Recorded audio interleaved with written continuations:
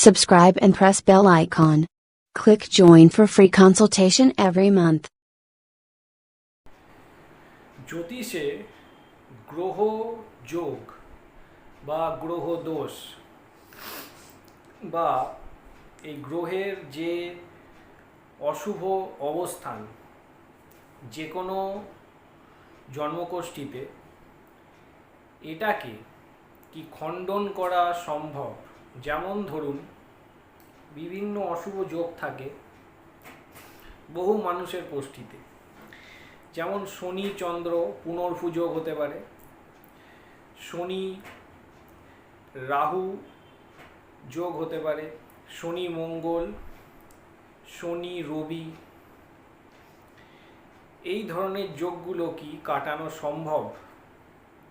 এটা হচ্ছে সবথেকে বড় প্রশ্ন বর্তমানে। আপনি যাই করে নিন, কোনো গ্রহ যোগ যেটা আপনার কোষ্ঠীতে বিদ্যমান সেটাকে আপনি কিন্তু কখনোই পুরোপুরি কাটাতে পারবেন না। ওটাকে পুরোপুরি আপনি কোনোভাবেই পরাস্ত করতে পারবেন না। যেমন ধরুন আকাশে মেঘ জমলে বৃষ্টি হবেই, বজ্রপাত হবেই। আপনি কোনোভাবে ওই বজ্রপাত বা বৃষ্টি আটকাতে পারবেন না। এটা প্রকৃতির নিয়ম। প্রকৃতির নিয়ম উল্লঙ্ঘন কেউ করতে পারে না।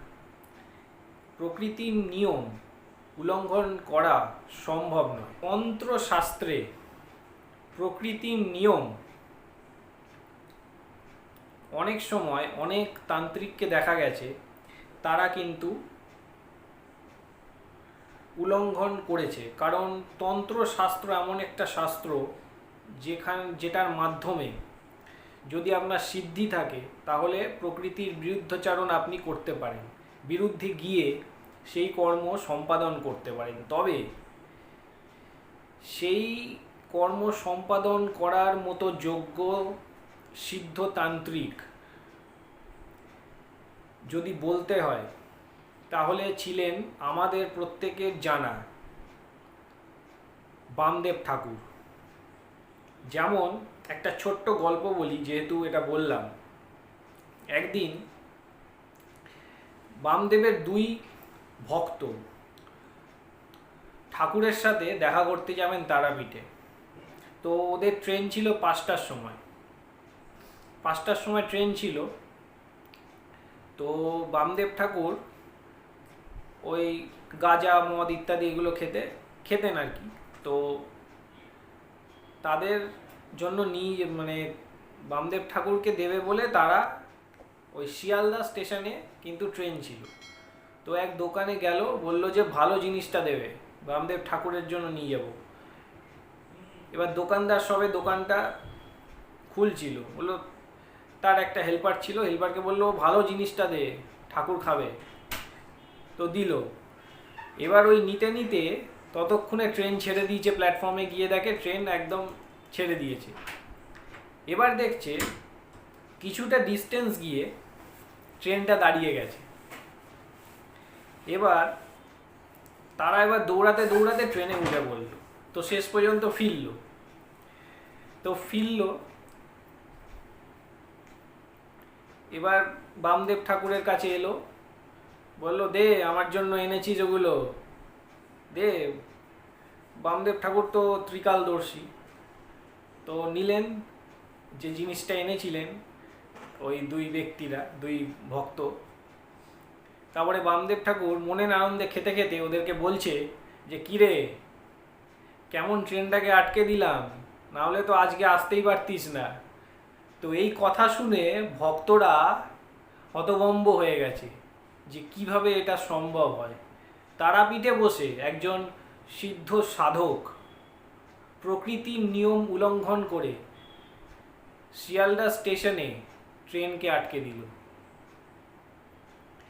এরমভাবে বহু মানুষের যে কর্মফল, এই যে প্রারব্ধ, এটা কিন্তু ভালোভাবে শুনতে হবে যেটা বলছি। এই ধরনের সিদ্ধতান্ত্রিকরা, আমি কিন্তু সবাইকে বলছি না, বামদেবের মতো সিদ্ধতান্ত্রিক বর্তমানে মনে হয় না কেউ থাকতে পারে। ওনার মতো উচ্চকোটির সাধকের পক্ষেই এই ধরনের কার্যকলাপ করা সম্ভব, তাছাড়া কারোর পক্ষে সম্ভব নয়। তো এই ধরনের সাধকরা যারা প্রকৃতির বিরুদ্ধে কাজ করে থাকেন মানুষের রোগ উপশমের জন্য, বা ভালোভাবে বলতে গেলে কর্মখণ্ডনের জন্য, তো ওনারা কি করেন, মানুষের যে প্রারব্ধ এমনই একটা জিনিস যেটাকে কিন্তু আপনি কোনোভাবে খণ্ডন করতে পারবেন না। সেটা নয় আপনাকে ভোগ করতে হবে, আমি আগেও বলেছি, নয় আপনাকে ভোগ করতে হবে প্রারব্ধ, বা আপনাকে যোগ বলে সেটাকে ভস্মীভূত করতে হবে চক্রের সাধন করে। এবার সিদ্ধ পুরুষরা অনেক সময় মানুষের দুঃখ দেখে থাকতে পারে না, ওনারা তাদের ক্ষমতা দিয়ে সেই প্রারব্ধকে নিজের মধ্যে টেনে নেয় এবং মানুষকে মুক্ত করে দেয় ওই কর্ম থেকে। যেমন রামকৃষ্ণদেব, আমরা প্রত্যেকেই জানি রামকৃষ্ণদেব গিরিশ ঘোষের যে ক্যান্সার ওটাকে নিয়েছিলেন, নিজের গলায় ধারণ করে নিজে ওই ক্যান্সারকে ভোগ করেছিলেন ঠাকুর রামকৃষ্ণদেব। ওই কর্মটা কিন্তু গিরিশ ঘোষের ছিল, এবং কেন সেটা আমরা প্রত্যেকেই জানি। আমার মনে হয় না আপনাদের বলার কোনো প্রয়োজন আছে। তো গিরিশ ঘোষের ওই ক্যান্সার উনি নিয়েছিলেন। কত বড় তান্ত্রিক ছিলেন ঠাকুর শ্রী রামকৃষ্ণ। ওনার গুরু ছিলেন সেই ভৈরবী ব্রাহ্মণী, যিনি পরবর্তীকালে আনন্দময়ী মা হয়ে জন্মগ্রহণ করেছিলেন। আমরা প্রত্যেকেই শুনেছি আনন্দময়ী মায়ের নামে। উনিই ছিলেন কিন্তু পূর্বজন্মে সেই ভৈরবী, যিনি তন্ত্রে দীক্ষা দিয়েছিলেন ঠাকুর রামকৃষ্ণদেবকে। সেই 64 যোগিনী তন্ত্রে উনি সিদ্ধ হয়েছিলেন খুবই নগণ্য সময়। তো মানুষের এই যে কর্মফল, এটাকে খণ্ডন একমাত্র এই ধরনের ব্রহ্মজ্ঞ সিদ্ধ সাধক ছাড়া কেউ করতে পারে না, এবং এটা কোনোভাবে হোমযজ্ঞ করেও আপনি কিন্তু সম্পূর্ণ কাটাতে পারবেন না, সম্ভবই না। ওনাদের মধ্যে সেই ক্যাপাসিটি আছে আপনার কর্মফলকে অ্যাট্রাক্ট করে নিজের মধ্যে ধারণ করা। এটাও যোগের একটা পার্ট, যোগ সাধনের একটা অঙ্গ।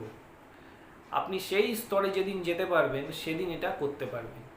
যাই হোক, তো যেটাই ছিলাম, জ্যোতিষশাস্ত্রে আমরা যে ধরনের অশুভ গ্রহের সন্নিবেশ দেখি, সেই গ্রহের সন্নিবেশ কিন্তু আপনি খণ্ডন করতে পারবেন না। আপনি তাহলে কি করবেন? আপনাকে বিভিন্ন জ্যোতিষের রেমেডি ধারণ করে সেই গ্রহের প্রভাবটাকে আপনি কমাতে পারবেন। এই যে বৃষ্টি আমি বলছিলাম, ওই যে বৃষ্টিকে আপনি আটকাতে পারবেন না। মেঘ জমলে বৃষ্টি হবে, বজ্রপাত হবে, কিন্তু আপনি কি করতে পারেন? একটা রেনকোট গায়ে দিতে পারেন, একটা ছাতা নিয়ে বাইরে বেরোতে পারেন। কিছু বৃষ্টির ছেটা আপনার গায়ে পড়বেই, কম বেশি পড়বেই, পায়ে তো জল লাগবেই, কিন্তু আপনার মাথাটা বেঁচে যাবে, যাতে ঠান্ডাটা না লাগে, আপনার গাটা বেঁচে যাবে, বড় কিছু হবে না। জ্যোতিষশাস্ত্র ঠিক এইভাবেই কাজ করে, আপনাকে একটা প্রোটেকশন দিয়ে দেবে, যাতে আপনার সেই কর্মফলটা অত অংশে ভোগ যাতে না করতে হয়।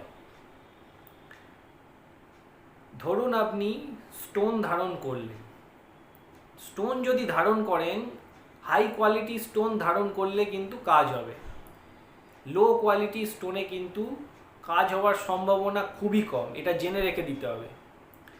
যে স্টোনগুলো হাই কোয়ালিটি, স্বচ্ছ, সেই স্টোনগুলো ধারণ করবেন। আর স্টোন যদি ভেঙে যায়, ধরুন ক্র্যাক ধরে গেছে, সেই স্টোন কখনো ব্যবহার করবেন না। ক্র্যাক ধরা স্টোন কখনো ব্যবহার করবেন না, তাহলে সেটা নেগেটিভ ইফেক্ট দিতে থাকবে, সেটা পজিটিভ ইফেক্ট পাবেন না। আপনি মূলও ধারণ করতে পারেন, যেমন শনির ক্ষেত্রে নীলা ধারণ করার আগে আপনাকে দেখতে হবে যে নীলা স্যুট করবে কিনা, বা কিভাবে কিরম প্রভাব বিস্তার করছে। তো শ্বেত বেরেলা মূল ধারণ করতে পারেন, একটার পরিবর্তে 4টে মূল ধারণ করতে পারেন, কারণ এটা প্র্যাকটিক্যালি আমরা দেখেছি যে 4-5টা 6টা মূল একসাথে ধারণ করলে কিন্তু কাজ ভালো করে। আপনি রবির জন্য বিল্বমূল ধারণ করতে পারেন, চন্দ্রের জন্য ক্ষিরিকা বা শতমূল খুব বেশি ভালো কাজ করে, শতমূল যদি ধারণ করেন চন্দ্রের জন্য। মঙ্গলের অনন্তমূল, বুধের বিদ্যাধারক মূল, বৃহস্পতির বামনহাটি, শুক্রের রামবাসক, শনির বললাম শ্বেত বেরেলা, রাহুর শ্বেত চন্দন, আর আপনার কেতুর হচ্ছে অশ্বগন্ধা মূল। এই মূলগুলো যদি ধারণ করেন তো আপনার মেডিকেলি ভালো কাজ করে শরীরের ওপর। এবং অনেক সময় বড় বড় রত্ন ধারণ করার আগে একবার এই মূল ধারণ করেও দেখতে পারেন যে কতটা ভালো কাজ করছে, তারপর আপনি রত্ন ধারণ করলেন। তো মূল এবং রত্ন এগুলো কাজ করে, তবে রত্ন কাজ করবে যদি খুব হাই কোয়ালিটির হয়, তাহলে ভালো কাজ করবে। 100% আপনি ফল পাবেন যদি হাই কোয়ালিটি রত্ন হয়, তার প্রভাবটা আপনি বুঝতে পারবেন। আদারওয়াইজ যদি অ্যাভারেজ বা লো কোয়ালিটি স্টোন হয়, আপনি প্রভাবটা বুঝতে পারবেন। এটা প্র্যাকটিক্যালি আমি যেটা বললাম এটা মাথায় রেখে দেবেন।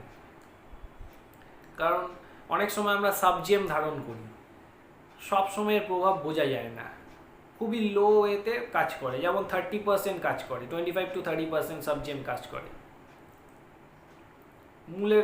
মূল ধরুন 10 to 15% কাজ করে, আবার অনেক সময় মূল আরও ভালো কাজ করে। মূল অনেক সময় আবার 40 to 50%ও কাজ করে যায় অনেক ক্ষেত্রে, সব সময় নয়। এগুলো দেখা গেছে ভালো কাজ করে, মূলও ভালো কাজ করে। তবে স্টোন আমি বলবো স্টোন সাবজেম ধারণ না করে আপনি পিওর স্টোন ধারণ করুন, ওটাই বেটার হবে। তো জ্যোতিষশাস্ত্রে কখনোই কোনো গ্রহদোষ কিন্তু খণ্ডন করা সম্ভব নয়, তার প্রভাবটাকে কমানো যায়, এবং প্রারব্ধকে কখনোই খণ্ডন করা সাধারণ মানুষের পক্ষে সম্ভব নয়। এটাই সত্য জ্যোতিষশাস্ত্রের। আজ এই পর্যন্তই রাখবো, পরবর্তীকালে আবার দেখা হবে। আপডেটসের জন্য প্লিজ সাবস্ক্রাইব করুন, বেল আইকনটা প্রেস করবেন, না হলে আপডেটস পাবেন না। বেল আইকন প্রেস করুন। আজ এই অবধি, নমস্কার।